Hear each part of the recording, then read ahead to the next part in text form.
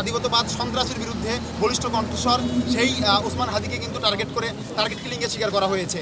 আমরা বেরোবে ইনকিলাব মঞ্চ মনে করি ওসমান হাদিকে যারা যে গোষ্ঠী টার্গেট কিলিং করে হত্যার চেষ্টা করেছে তাদেরকে অতি দ্রুত সময়ের মধ্যেই গ্রেপ্তার করতে হবে এবং তাদের মুখোশ উন্মোচন করতে হবে কারা ওসমান হাদির উপর হামলা চালিয়েছে। যদি ওসমান হাদির কিছু হয় বাংলাদেশের প্রতিটা ঘর থেকেই লক্ষ লক্ষ ওসমান হাদি জন্মগ্রহণ করবে ইনশাল্লাহ, এবং এই নতুন বাংলাদেশ গঠনের জন্য ওসমান হাদিরা আবারও বেরিয়ে আসবে, আবার বাংলাদেশে জুলাই নেমে আসবে।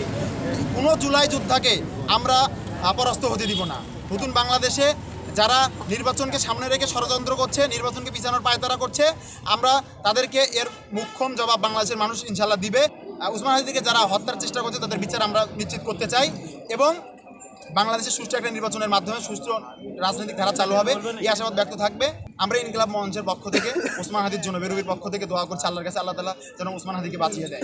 জুলাই নেমে এসেছিল ভারতীয় আধিপত্যের বিরুদ্ধে, যেমন এক আবরার ফাহাদের হত্যার পর বাংলাদেশে কিন্তু জুলাই শত শত আবরার ফাহাদের মাঠে নেমে এসেছিল।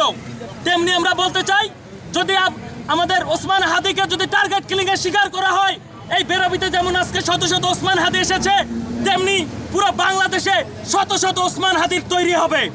আমরা বলতে চাই, যদি একটি মাত্র আসনের লোভে কেউ ওসমান হাদির মাথায় গুলি করে থাকে, তাহলে সেই সকল রাজনৈতিক দলকে শত শত আসন হারাইতে হবে।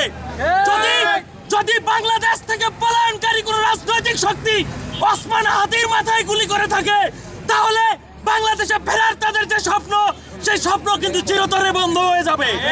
আমরা বলতে চাই, এই বাংলাদেশে আর কোনো গুমের রাজনীতি হবে না, এই বাংলাদেশে আর কোনো খুনের রাজনীতি হবে না।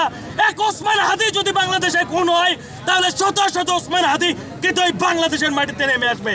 মানে তিনি যে ধারা রাজনীতি বাংলাদেশে শুরু করেছেন, ভারতীয় আধিপত্যবাদের বিরুদ্ধে সোচ্চার, তার মতো এরকম সোচ্চার আরও 4-5 জন ব্যক্তি বাংলাদেশে পাওয়া যাবে কিনা সেই বিষয়ে আমার সন্দেহ আছে। আমি মনে করি যে এই যে তাকে আক্রমণ করা হলো, মাথায় গুলি করা হলো, এটা অবশ্যই কোনো না কোনো একটা খুব গভীর কোনো একটা ষড়যন্ত্রের চাল হইতে পারে। তা আমি চাই যে দ্রুত যেন ইন্টারিম গভর্নমেন্ট এইটা সামনে নিয়ে আসে এবং জনসম্মুখে এটা প্রকাশ করে যে কারা এবং কোন গোষ্ঠী কোন স্বার্থে এই কাজটা ঘটিয়েছে।